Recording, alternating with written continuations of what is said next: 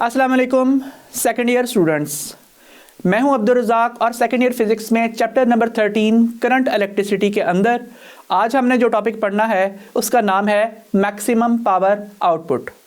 इस लेक्चर के अंदर हमने ये सीखना है कि हम किसी बैटरी के टर्मिनल्स के अक्रॉस कनेक्टेड किसी external load register for example a bulb के अक्रॉस बैटरी में स्टोर्ड एनर्जी किस कदर तेज़ी से और सेफली और इफ़ेक्टिवली प्रोवाइड कर सकते हैं, इस तरह से कि वो जो एनर्जी हम प्रोवाइड कर रहे हैं वो लोड तक पहुंचे और ज़ाया भी ना हो।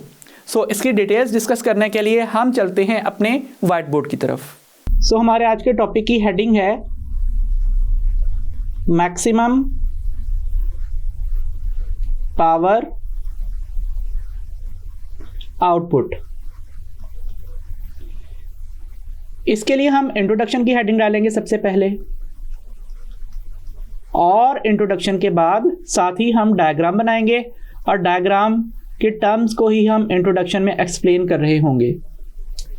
हम यहाँ पे ये कहते हैं कि let us consider that we have a power supply.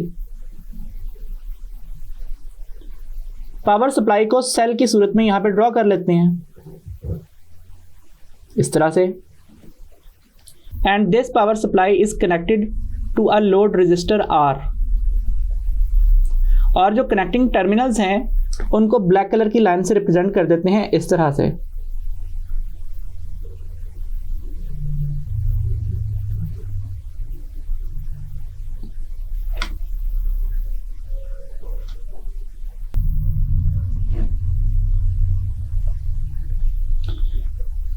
ये हमने कनेक्टिंग टर्मिनल्स शो कर दी हैं। यहाँ पे अगर हम वोल्ट मीटर लगाना चाहें तो हम रेजिस्टेंस के अक्रॉस आने वाले पोटेंशियल डिफरेंस को मेजर करने के लिए यहाँ पे एक वोल्ट मीटर V रिप्रेजेंट कर सकते हैं, जो कि कंप्लीटेड सर्किट के केस के अंदर वही पोटेंशियल डिफरेंस देगा जो कि बैटरी के अक्रॉस भी अपेयर हो रहा होगा। तो इसलिए अगर यहाँ पे हम वोल्ट मीटर लगा लेते हैं इस तरह से, तो इस वोल्ट मीटर के अक्रॉस भी वही रीडिंग आ रही है जो कि लोड के अक्रॉस लगे हुए वोल्ट मीटर की रीडिंग होगी। अब हम अगेन बैटरी के इंटरनल स्ट्रक्चर को देखते हैं। हमने प्रीवियस टॉपिक में पढ़ा कि बैटरी के अंदर दो कंपोनेंट्स होते हैं, एक केमिकल रिएक्शन जो कि energy per unit charge provide करता है जिसे हम ईएमएफ ऑफ द सेल कहते हैं, और इसके अलावा जो नेक्स्ट कंपोनेंट होता है वो होता है बैटरी के अंदर इलेक्ट्रोलाइट या फिर टर्मिनल्स के ऊपर चार्जेस की मूवमेंट के दौरान होने वाली कोलिजन की वजह से ऑपोजिशन का इफेक्ट, जिसे हम बैटरी की इंटरनल रेजिस्टेंस का नाम देते हैं। और इस इंटरनल रेजिस्टेंस पे होने वाले पोटेंशियल ड्रॉप को हम V स्मॉल r का सिंबल देते हैं, और इसकी जो वैल्यू है वो IR के इक्वल होती है, जहाँ पे I इस सर्किट का करंट होता है और R इसकी रेजिस्टेंस की वैल्यू है। तो ये हमने यहाँ पे इंट्रोडक्शन में बता देना है। हमने क्या कहना है कि हमारे पास एक अदद बैटरी है और जिसकी EMF की वैल्यू E है, इसकी इंटरनल रेजिस्टेंस R है, इसमें से करंट I फ्लो कर रहा है, इंटरनल रेजिस्टेंस पे drop potential VR is equal to IR होगा, और टर्मिनल्स पे अपेयर होने वाला potential VT that will be equal to E minus IR के इक्वल होगा, और जो लोड के अक्रॉस पोटेंशियल डिफरेंस आ रहा है वो V is equal to IR के इक्वल होगा। तो यहाँ पे करंट रिप्रेजेंट भी कर देते हैं कि इस सर्किट में से जो फ्लो करने वाला करंट है वो यहाँ पे कन्वेंशनल करंट I इस डायरेक्शन में फ्लो कर रहा है। हम इस बात को केस स्टडी या इंट्रोडक्शन की हेडिंग में किस तरह से डिटेल में बताएंगे। हम बताएंगे let us consider that we have a battery of EMF E and internal resistance R। It is connected to an external load R. This external load becomes in series with the internal resistance of battery. So the current flowing through the circuit is I, and the potential drop across its internal resistance is VR is equal to IR.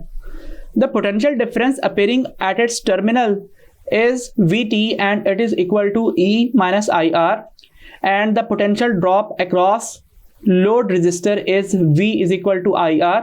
When circuit is complete, then this potential difference across load is equal to terminal potential difference of the battery. इस तरीके से हमने यहाँ पे इस introduction को paragraph की सूरत में लिख देना है। उसके बाद हमने स्टार्ट कर देनी है मैथमेटिकल डिस्कशन।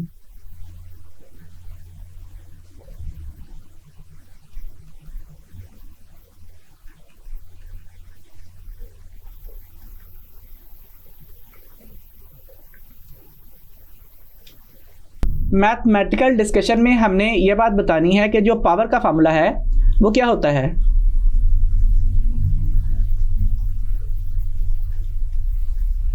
पावर का फार्मूला होता है जो बेसिक है, it is rate of doing work. यहाँ पे W के साथ डेल्टा लिखें या ना लिखें फ़र्क नहीं पड़ता। सो ये पावर का फार्मूला है। अब हम एग्जाम्पल के तौर पे कहते हैं कि लेट से इस बैटरी के अंदर 1000 जूल केमिकल एनर्जी स्टोर है जो कि ये इलेक्ट्रिकल एनर्जी में कन्वर्ट करके हमें प्रोवाइड कर सकती है। अब अगर आप बैटरी में स्टोर्ड इस एनर्जी को 1000 सेकेंड के अंदर ही एक्सट्रैक्ट करते हो तो जो पावर आउटपुट बनती है वो कितनी होती है, वो बनती है 1000 joule over 1000 seconds. That means ये पावर आउटपुट होगी 1 जूल पर सेकेंड या फिर 1 वॉट। इसके बरक्स आप बैटरी में स्टोर्ड एनर्जी 1000 जूल 100 सेकेंड में एक्सट्रैक्ट कर लें तो फिर जो पावर का एक्सप्रेशन बनेगा वो होगा 1000 जूल्स ओवर 100 सेकेंड। सो इसके नतीजे में जो आंसर होगा वो कितना होगा, वो होगा 10 वॉट। फर्दर टाइम और रिड्यूस कर दें, अगर आप यही एनर्जी 10 सेकेंड्स में एक्सट्रैक्ट कर लेते हैं तो फिर जो पावर होगी वो कितनी होगी, वो होगी 1000 जूल ओवर 10 सेकेंड्स। सो इसका आंसर कितना आएगा, इसका आंसर आएगा 100 वॉट। और अगर आप 1000 जूल्स ऑफ एनर्जी जो कि बैटरी के अंदर स्टोर है उसको आप 1 सेकेंड में एक्सट्रैक्ट कर लेते हो तो पावर आउटपुट क्या आएगी, वो आएगी 1000 joules over 1 seconds. That means 1000 what.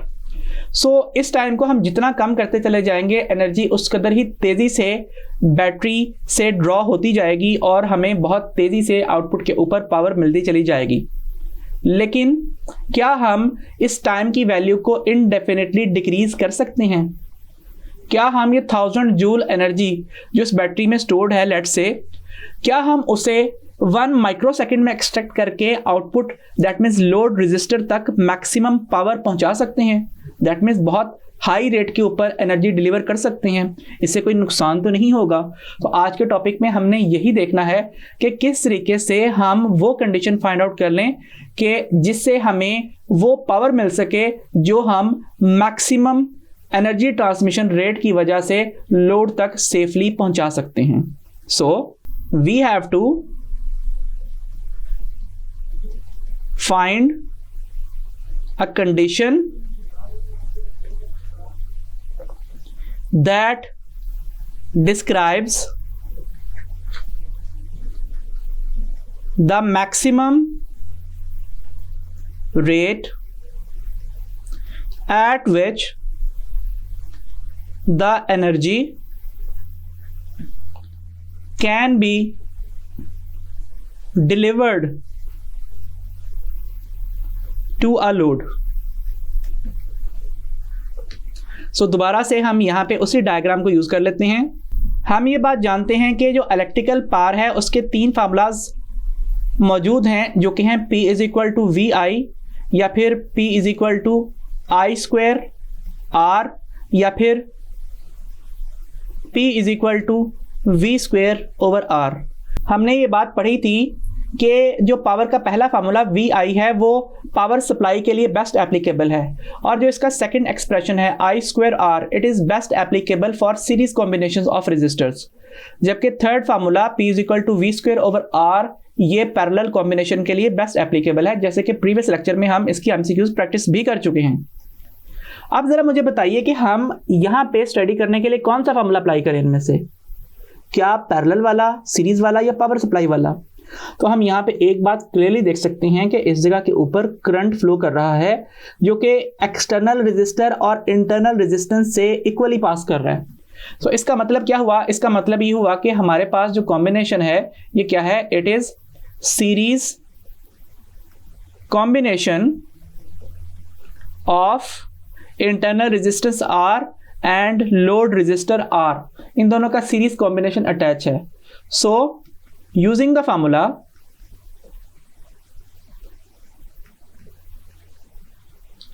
P is equal to I square R, this is equation number 1।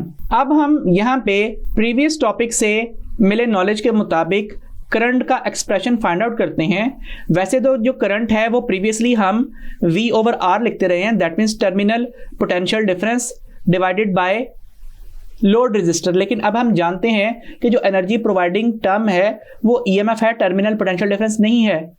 और जो रेजिस्टेंस है उसमें सिर्फ लोड रेजिस्टेंस नहीं है बल्कि उसमें इंटरनल रेजिस्टेंस भी शामिल है। सो इसलिए ये एक्सप्रेशन होगा करंट का। और जब आप इसका स्क्वायर लेंगे तो इक्वेशन बन जाएगी I square is equal to E square over R plus R का whole square. This is equation number 2। Put in equation 1। आप इसको इक्वेशन नंबर 1 में पुट कर लीजिए, देखते हैं क्या एक्सप्रेशन बनता है। ये एक्सप्रेशन बन जाएगा P is equal to I square की जगह पे क्या लिखना है, E square over R plus R whole square into R। तो आप इसको इस तरह भी लिख सकते हैं, P is equal to E square R over R plus R का whole square. This is equation number 3। So हम यहाँ पे आउटपुट पावर का एक्सप्रेशन एक डिराइव आउट कर चुके हैं, E square R over R plus R whole स्क्वायर। लेकिन इसके अंदर हमने अब ये कंडीशन फाइंड आउट करनी है कि मैं इस एक्सटर्नल लोड रेजिस्टर R और इंटरनल जो रेजिस्टेंस है बैटरी की उसका क्या कॉम्बिनेशन ऐसा बनाऊं कि आउटपुट जो पावर है वो मैक्सिमाइज हो जाए।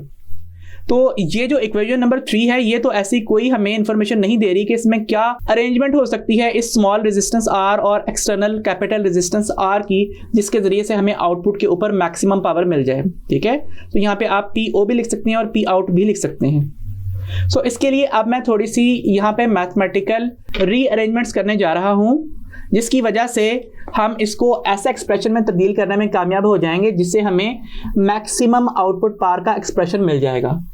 सो हम क्या करेंगे, हम ये करेंगे कि हम लिखेंगे कि हम जानते हैं A plus B whole square किसके इक्वल होता है, वो होता है A square plus B square plus 2AB के इक्वल। इस वजह से जो आउटपुट पावर का एक्सप्रेशन बनता है वो होगा E square R over R square plus 2 small r into capital R। तो ये एक्सप्रेशन है, अभी भी कोई ऐसी फॉर्म इसने गेन नहीं की जिसमें मैं या तो न्यूमरेटर को मैक्सिमाइज कर लूँ या डिनोमिनेटर को मिनिमाइज कर लूँ ताकि आउटपुट पावर मैक्सिमम हो जाए। सो इसके लिए हमें थोड़ी सी और रीअरेंजमेंट्स करनी पड़ेंगी। हम यहाँ पे लिख लेते हैं P out is equal to E square R over R square plus 2R into R plus 0। हम किसी भी एक्सप्रेशन में अपनी मर्जी से 0 ऐड कर सकते हैं, उससे इक्वेशन पे कोई फर्क नहीं पड़ता। लेकिन 0 ऐड करने का फायदा क्या होगा, हम तो यहाँ पे कोई अपनी मर्जी की इक्वेशन बनाना चाहते हैं। तो इसके लिए क्या करें, हम लिखते हैं E square R into R square plus 2 small r into capital R। और 0 हमने क्यों लिखना है, इसकी जगह पे हम कोई ऐसा एक्सप्रेशन लिखते हैं जो हमारी कुछ हेल्प भी करे। तो इसलिए यहाँ पे मैं 2R इंटू R ऐड कर रहा हूँ और 2R इंटू R सब्ट्रैक्ट भी कर रहा हूँ। ये दोनों मिलके फिर से 0 बनाते हैं। तो इक्वेशन पे अभी भी मैंने कोई चेंज इंड्यूस नहीं किया, ये इक्वेशन अभी भी वही है जो इक्वेशन नंबर 3 है, वही वैल्यूज देगी। लेकिन अब हम इन टर्म्स को इकट्ठा लिख देते हैं। सो आउटपुट पावर का जो एक्सप्रेशन बनेगा वो बन जाएगा E square R over R square plus R square minus 2R into R। और ये दोनों टर्म्स एड अप होके क्या बन जाएंगी, ये बन जाएंगी 4R इंटू R। इसके बाद हम ये लॉजिक देंगे कि A minus B whole square किसके इक्वल होता है, वो होता है A square plus B square minus 2AB। इस लॉजिक की वजह से ये जो टर्म इस जगह के ऊपर मैं ब्रैकेट में एनक्लोज कर रहा हूँ ये होल स्क्वायर वाली टर्म में तब्दील हो जाएगी। सो ये जो एक्सप्रेशन होगा ये क्या बनेगा, ये बनेगा P out is equal to E square R over R minus R का होल स्क्वायर और साथ plus 4R into R। This is equation number 4। अब यहाँ पे हमें डिनोमिनेटर में एक ऐसी टर्म मिल रही है जिसे हम 0 के इक्वल पुट कर सकते हैं, उससे डिनोमिनेटर मिनिमाइज होगा और जो ओवरऑल टर्म है वो मैक्सिमाइज हो जाएगी। So if R minus R square is equal to 0, या फिर R minus R is equal to 0, या फिर R is equal to R। That means condition क्या है कि जो इंटरनल रेजिस्टेंस ऑफ बैटरी है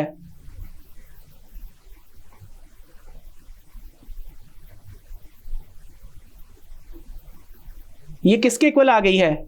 ये इक्वल आ गई है लोड रेजिस्टेंस के।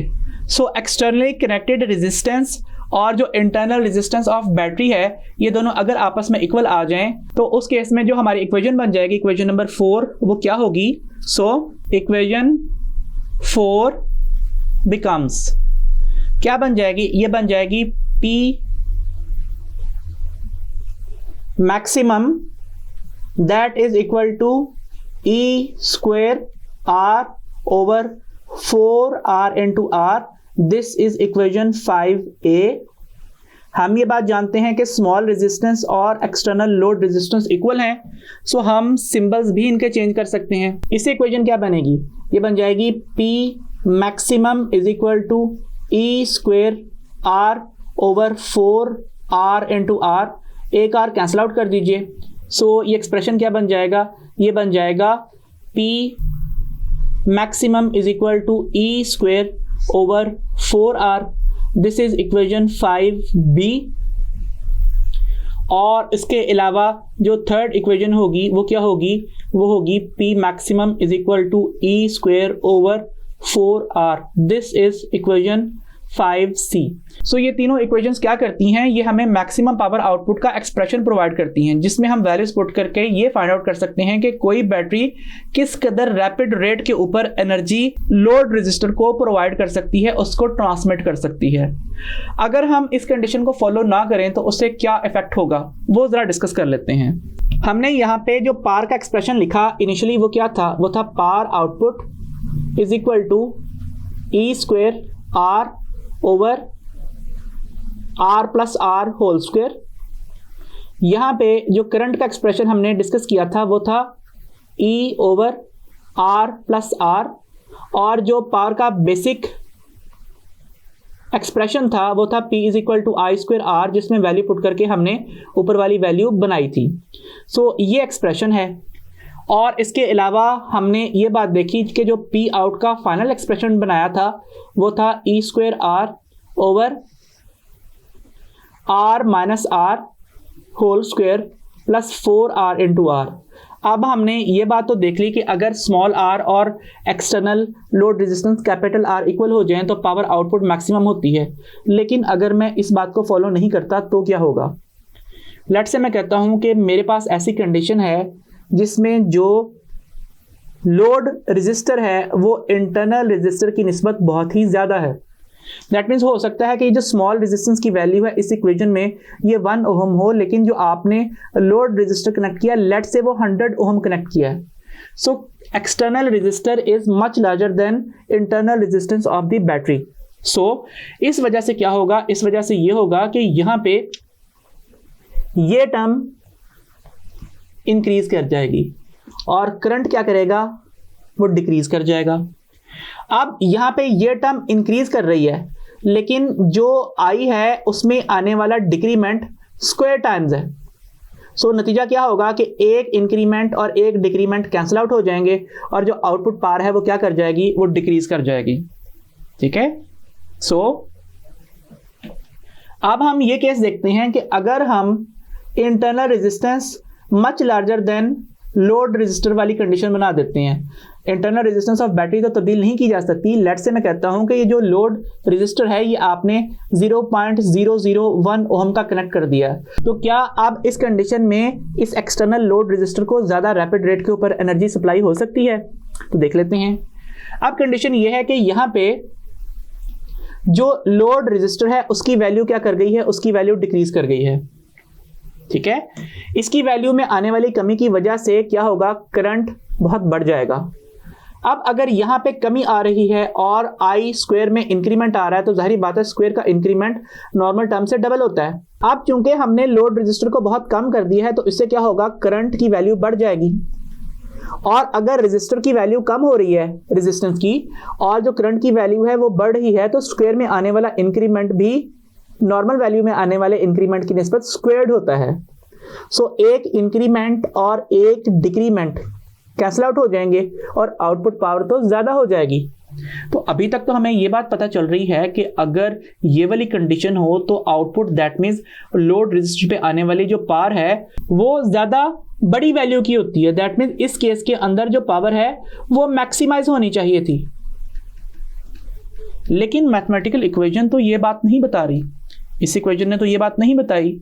ये इक्वेशन तो अभी भी यही कह रही है कि जो पावर आउटपुट है वो कब होगी कि जब R और R इक्वल हो जाए, तो उस वक्त output power maximum output power होगी और उसका एक्सप्रेशन होगा E²/4R। यहाँ पे आप R की जगह पर कैपिटल या स्मॉल r यूज कर सकते हैं। तो ये ऐसा क्यों कह रही है? अगर हम एक्सटर्नल रेजिस्टेंस को कम करके ये इफेक्ट्स हासिल कर सकते हैं कि रेजिस्टेंस कम हो रही है, करंट की वैल्यू बढ़ रही है, तो पावर आउटपुट तो बढ़ रही है। तो कंडीशन तो ये वाली होनी चाहिए थी कि अगर external load resistor internal resistance of battery से छोटा हो तो आउटपुट पावर मैक्सिमम होनी चाहिए। लेकिन ऐसा क्यों नहीं होगा उसकी बात मैं आपको एक्सप्लेन कर देता हूँ, उसकी रीज़न बता देता हूँ।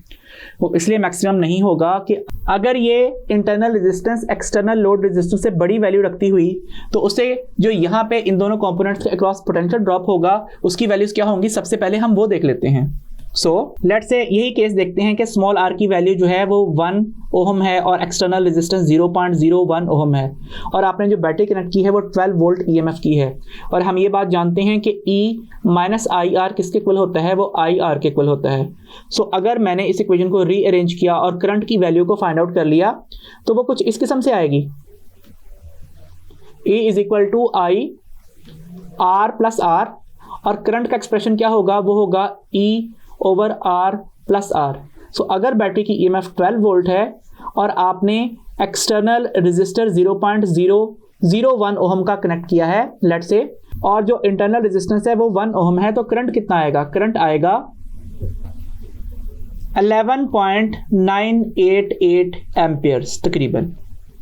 सो अब अगर मैं ये बात कहता हूं कि एक्सटर्नल लोड रेजिस्टर पे कितना पोटेंशियल डिफरेंस आ रहा है तो उसके लिए हम इस तरीके से सॉल्व कर सकते हैं 11.988 एम्पियर्स इंटू 0.001 ओहम्स। तो आंसर कितना आएगा, आंसर आएगा 0.011988 वोल्ट्स।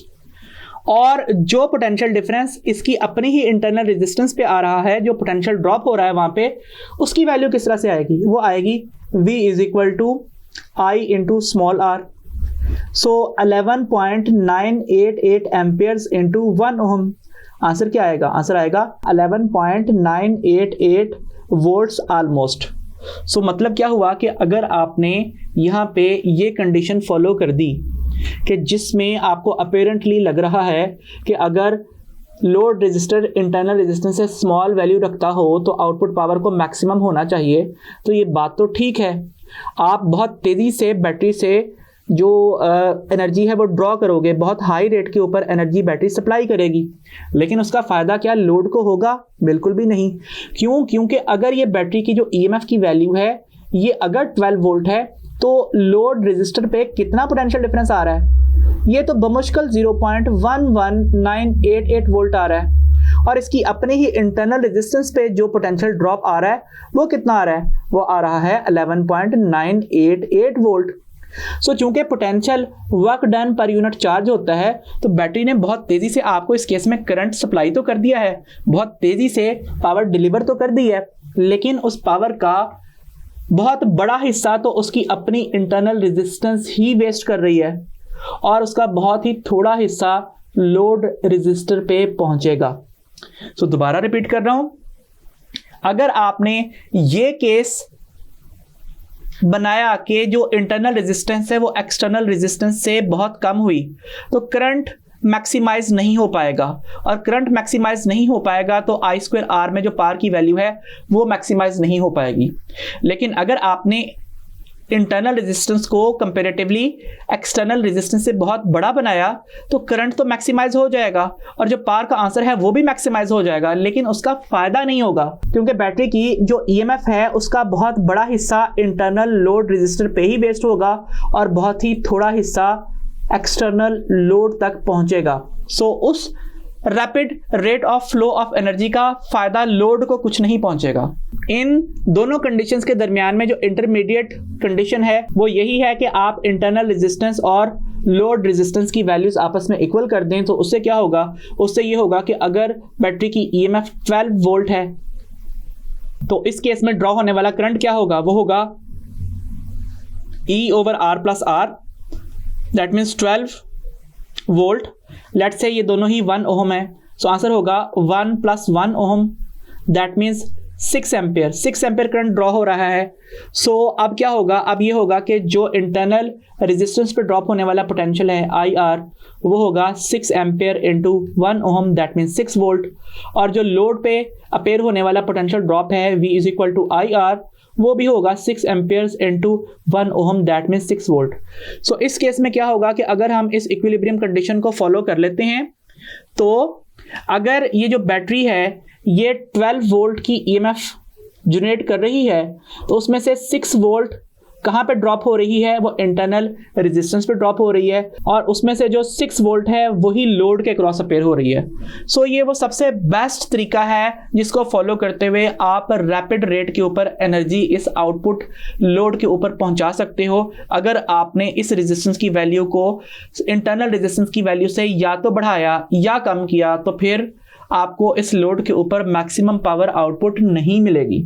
अब हम एक ऐसा लिमिटिंग केस डिस्कस करते हैं जिसमें हम एक्सटर्नल लोड की वैल्यू बिल्कुल 0 ओम कर देते हैं। दैट मीन्स हम बैटरी के पॉजिटिव टर्मिनल को शॉर्ट सर्किट कर देते हैं इसके अपने ही नेगेटिव टर्मिनल के साथ। तो अब जो करंट का एक्सप्रेशन है जो कि E/R+R होता है वो किस में रिड्यूस हो जाएगा, वो बन जाएगा E/R के इक्वल। इसका मतलब है 12 वोल्ट ओवर 1 ओम जो हमने कंसीडर किया हुआ है, इससे करंट की वैल्यू कितनी आएगी, करंट की वैल्यू आएगी 12 एम्पियर्स। सो 12 एम्पियर्स करंट ड्रॉ हो रहा है। और जो इंटरनल रेजिस्टेंस पे आने वाला पोटेंशियल ड्रॉप है वो कितना है, वो है I/R, that means 12 amperes into 1 ohms, that means 12 volt. तो ईएमएफ भी तो 12 वोल्ट ही थी। अगर मैं E-VR=VT लिखना चाहूँ तो ये वैल्यू तो 0 के इक्वल है, टर्मिनल्स पे तो कोई पोटेंशियल डिफरेंस आएगा ही नहीं। 12 वोल्ट जनरेट हुआ, 12 वोल्ट इंटरनल रेजिस्टेंस ने वेस्ट कर दिया, तो टर्मिनल पोटेंशियल डिफरेंस कितना आया, 0 आया। इस सूरत में यह सेल हीट अप होना शुरू हो जाएगा क्योंकि इसकी अपनी ही रेजिस्टेंस से बहुत high value of current pass करेगी और सेल जो है वो एक्सप्लोड भी कर सकता है। इसकी एग्जांपल आपने अक्सर देखी होगी कि जब भी आप किसी सेल के पॉजिटिव और नेगेटिव टर्मिनल को आपस में जोड़ देते हो तो वो सेल हीट अप होना स्टार्ट हो जाता है, या फिर किसी भी बैटरी से बहुत रैपिड रेट पे करंट ड्रॉ करो तो वो भी हीट अप होती है। कॉमन एग्जांपल है कि घर में जो यूपीएस की बैटरीज हैं, जब वो यूपीएस की बैटरीज घर को इलेक्ट्रिसिटी प्रोवाइड कर रही होती हैं तो उस दौरान भी वो हल्की फुल्की सी हीट अप हो रही होती हैं। ऑब्वियसली अब हम ये काम तो नहीं कर सकते कि आप maximum power output low. Normal functioning devices के अंदर क्या होता है, नॉर्मल फंक्शनिंग डिवाइसेस में क्या हम ये बात अफोर्ड कर सकते हैं कि आपकी यूपीएस की बैटरी 12 वोल्ट ईएमएफ की हो और उसमें से 6 वोल्ट वो खुद को हीट अप करने में इस्तेमाल कर रही हो, और जो एक्सटर्नल लोड है दैट मीन्स आपके घर को बिजली प्रोवाइड करने के लिए जो यूपीएस का सर्किट है उसको भी वो 6 वोल्ट प्रोवाइड करे? तो क्या आप ये बात अफोर्ड कर सकते हैं? ये बात हम बिल्कुल भी अफोर्ड नहीं कर सकते। दैट मीन्स हम नॉर्मल डेली लाइफ में जो P मैक्सिमम है, मैक्सिमम पावर आउटपुट है, वो ड्रॉ नहीं करते। नॉर्मल कंडीशंस यही होती हैं कि जो इंटरनल रेजिस्टेंस है वो एक्सटर्नल रेजिस्टेंस से बहुत कम हो। इससे क्या होगा कि अगर 12 वोल्ट ईएमएफ है तो हो सकता है इंटरनल रेजिस्टेंस पे 1 वोल्ट या इससे कम पोटेंशियल ड्रॉप आए और जो लोड है उसके अक्रॉस 11 वोल्ट आए, तो ये कंडीशन फिर भी हमारे लिए एक्सेप्टेबल है। इससे क्या होगा, इससे ये होगा कि हम जिस बिजली का बिल पे कर रहे होंगे वो बिल एटलीस्ट हमारे घर की चीज़ें चलाने में तो इस्तेमाल हो रहा होगा। ठीक है, वो एनर्जी पर यूनिट चार्ज हमारे यूपीएस के अंदर फीड हो रही होगी। तो अगर मैं ये कंडीशन फॉलो कर लेता हूं तो ठीक है, मेरे घर को बहुत तेजी से एनर्जी मिल जाएगी, लेकिन फायदा कुछ नहीं होगा। फायदा इसलिए कुछ नहीं होगा कि आधी एनर्जी पर यूनिट चार्ज तो बैटरी खुद ही हीट अप होने में इस्तेमाल हो रही है। तो आपने देखा भी होगा कि जब आप किसी भी बैटरी या फिर पावर सप्लाई से या फिर यूपीएस की बैटरी से बहुत ज़्यादा लोड कनेक्ट कर दें तो उससे क्या होता है, वो बैटरीज हीट अप होना शुरू हो जाती हैं। ठीक है, सो नॉर्मल डेली लाइफ में हम इसी कंडीशन को फॉलो करते हैं, मैक्सिमम पावर आउटपुट नहीं लेते। लेकिन एटलीस्ट आज हमने एक ऐसा लिमिटिंग केस डिस्कस कर लिया कि अगर हमें किसी बैटरी से मैक्सिमम पावर आउटपुट चाहिए तो हम क्या बैलेंसिंग कंडीशन बना सकते हैं इंटरनल रेजिस्टेंस R और एक्सटर्नल रेजिस्टेंस कैपिटल R को इक्वल करके। अब हम इससे रिलेटेड कुछ MCQs प्रैक्टिस कर लेते हैं। आज का हमारा पहला क्वेश्चन है, a battery has EMF of 12 volt and internal resistance of 1 ohm. What must be power supplied by the battery to a load of 10 ohms. So इसके लिए हम बेसिक एक्सप्रेशन भी यूज कर सकते हैं, लिख सकते हैं I is equal to E over R plus R। इसे 12 वोल्ट को हम 1 ohm plus 10 ohm, that means 12 by 11 volt over ohm लिख सकते हैं, और इसका आंसर होगा 1.0909 एम्पियर्स। और उसके अगेंस्ट जो पावर सप्लाई होगी बैटरी की वो किसके इक्वल होगी, वो I स्क्वायर R के इक्वल होगी। सो आप इस वैल्यू 1.0909 एम्पियर्स का स्क्वायर मल्टीप्लाई कर दें रेजिस्टेंस की वैल्यू 10 ओम्स के साथ। सो इसका आंसर होगा 11.9 वॉट्स। इसको हम एक और तरीके से भी सॉल्व कर सकते हैं। हमने जो एक्सप्रेशन बनाया है P is equal to E square R over R plus R, वहाँ से भी हमें यही आंसर मिल सकता है। आप वैल्यूज पुट कीजिए 12 square into 10 over 1 plus 10 whole square, that means 144 into 10, that means 1440 over 11 का स्क्वायर 121। सो आंसर इसका भी कितना होगा 11.9 वॉट। इसको आप इस एक्सप्रेशन से भी फाइंड आउट कर सकते हैं कि अगर आप लिखें P is equal to E square R over R minus R whole square plus 4R into R, यहाँ पे वैल्यू सब्सटीट्यूट कर लें 12 square into 10 over 1 minus 10 whole square plus 4 into 1 into 10, that means 1440 over minus 9 का square 81 plus 40।